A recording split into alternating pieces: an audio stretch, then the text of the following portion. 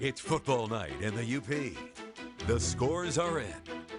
The highlights are captured. And now, it's time for the fifth down. Our game of the week featured one team looking to punch their ticket to the postseason and another looking to play spoiler. It was the Negaunee Miners hosting the Houghton Gremlins. The Miners would jump out to an early lead in this one and never look back. In the first quarter, Negaunee quarterback Jason Waterman, he'll fake the handoff and he keeps it himself to open up the game. That's a 23-yard run to put the Miners ahead 7-0 after the made extra point. Later, Negaunee would get some help from their special teams as Leo Helpe would break through and block the punt, allowing his brother Finn to pick up the ball for a scoop and score. Talk about a family connection there. That allowed Negaunee to shut out the Gremlins tonight 35-0, making them winners of 6 in a row and clinching a playoff berth.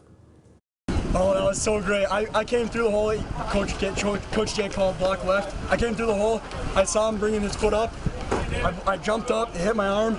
My brother Finn picked it up on the other side. He ran it in, scored the touchdown. Happiest I've felt all season. It's our resiliency. We came back, we fought, we scrapped the seniors we had, showed some great leadership ability. Our juniors matured fast, you know, and hey, I give this team a lot of credit. They came back with a lot of heart and brought us back to where we are today.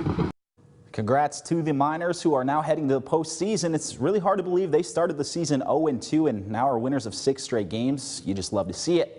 Let's go to Gladstone. The Braves hosting Marquette. The Redmen fighting for their playoff lives. Marquette driving in the third quarter up 17-0.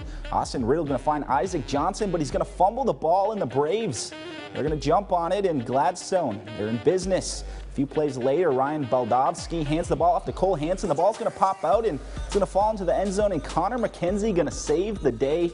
It's ruled a fumble recovery in the end zone for the score. Marquette now leading 17-7. But Marquette, they're battle tested, and they would come back with the answer. Riddle with a nice pass, but even better catch by Drew Weibel.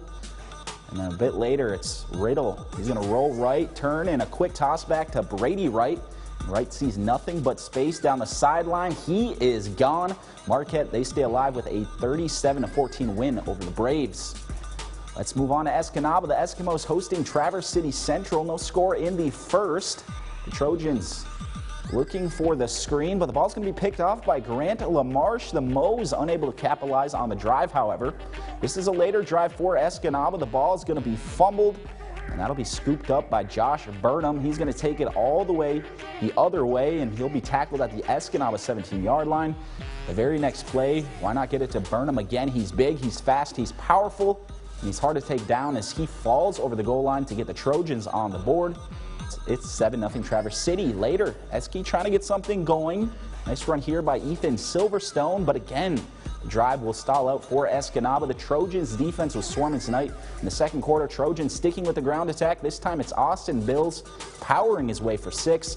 Not a good night for the Eskimos. They fall to TC Central 62-7. How about Iron Mountain? They could win the Westpac title with a win tonight over Lance. We'll pick things up in the second quarter. Mountaineers up 13-0 and driving. They're going to keep the ball in the hands of quarterback Marcus Johnson, who sneaks in from about 1 yard out. It's 21-0 Mountaineers. Later with the score 21-6.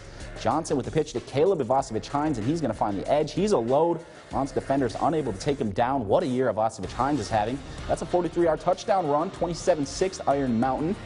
Keeping their foot on the gas. Caleb Berkman is going to get on the action. He powers his way in for 6 more. He finished with over 100 yards and 2 touchdowns. Iron Mountain, they stay a perfect 8-0 with a 51-6 win over Lance. Some more scores for you. Calumet, they roll over Hancock tonight 42-6. Ishpeming gets their 6th win over Munising and is headed to the postseason. Menominee, they top Kingsford tonight 47-6. And West Iron County, they're also headed to the playoffs after they got win number 6 over Gwin tonight 39-6. A nice win for Manistee over Norway tonight 19-14. And Westwood, they are back to the playoffs after shutting out Gogebic 47-0.